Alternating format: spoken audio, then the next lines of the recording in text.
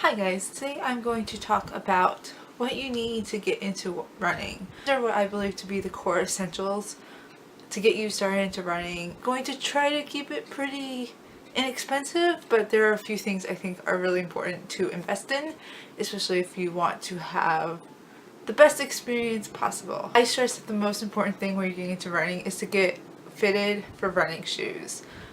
I started running with just Sports Authority, Sports Store shop bought shoes, and I really messed up my ankle really bad my first race and sprained it.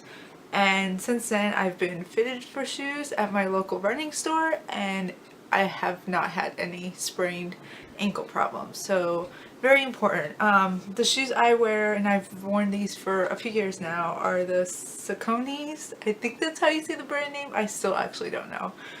These current ones are the Guide 8s. I also have Guide 5s for my gym shoes, and I've worn a few variations of the Guide series, but these are the most current. And they work best for me because I tend to roll my ankles inward, and so they have a lot of support, so I don't do that and don't sprain my ankles. Find a running store. You can either ask around if you know people in your area that run.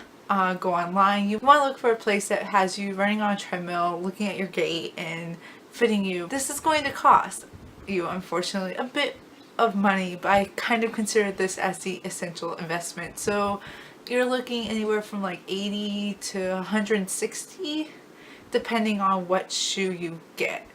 Some shoes are a lot cheaper, and you might just be fortunate that that's a shoe that will work for you. And sometimes, especially if you have to special order because your feet are too big or too small than like the normal size range, it might cost you a bit more. But I think it's an essential investment to prevent injuries and to keep you running. Since we are on the feet and clothing, the next I would say is get special running socks. These again are more expensive than regular socks, but first they have the ankle thing to stop from rubbing and blisters, and then they usually have some compression in the arch area, and I just find these very essential for keeping my feet happy and making me run longer or want to run longer. For actual running clothes, this is where it can get really expensive if you want like the name brand compression shorts, but it doesn't have to be, especially if you're starting out and you don't want to make this huge investment into clothes that you might just wear for a month if you don't like running.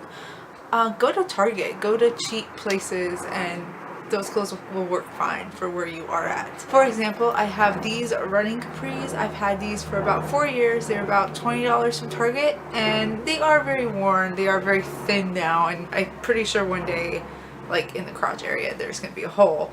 I can see it wearing thin, but I mean, I've had these for 4 years, and they're super comfortable, and yeah, 20 bucks, if even that. You don't need the $90 compression pants. They are very nice, and maybe that would be a treat for like after your first big race, whatnot.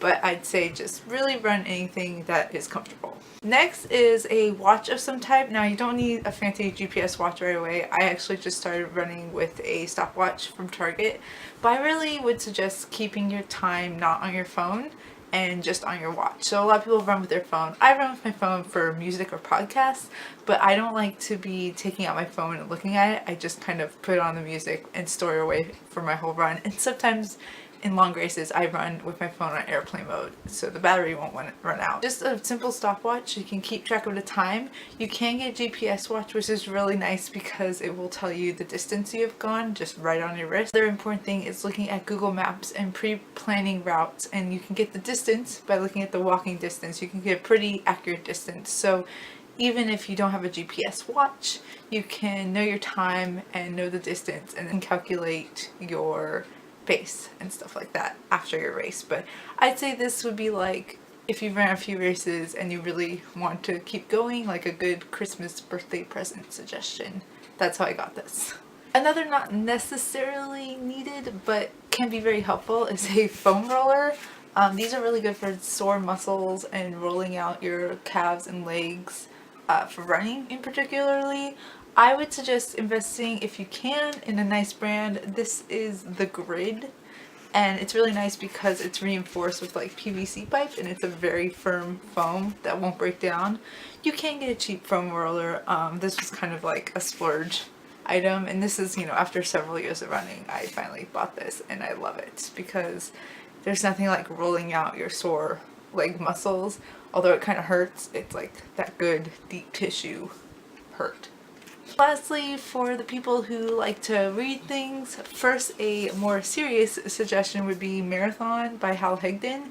Now this can be scaled down to half marathon or even a 10K or even 5K. You probably could get good pointers from this book, but Hal Higdon is a great resource. He has also a website that has training plans for all race distances and all levels, starting from novice and even walking training plans. I would really suggest that as a source. It's easier to run when you have a training plan in place, and knowing that this training plan is coming from like an actual runner who actually runs and coaches people is nice, and that's free.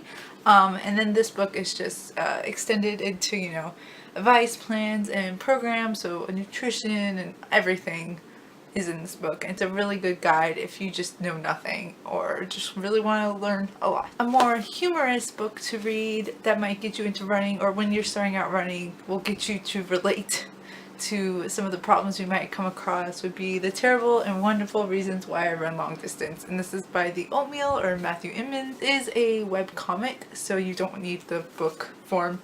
You can't find it online. I'll link that below. I will also link the Hal Higdon website below. But I found this very relatable when I started running this webcomic, and so when the book came out, I kind of just read it from time to time to like remember that I'm not the only one that thinks that running long distance is sometimes ridiculous. Those are really my essentials for running. Of course, from person to person, it might change, but I really think the most important part is a good pair of running shoes. Once you have that, the other stuff you can mix and match, but always have a good pair of running shoes. This video was kind of thought of because I was recently on a podcast and I talked about how I got into running, and so I will link that below if you want to give that a listen.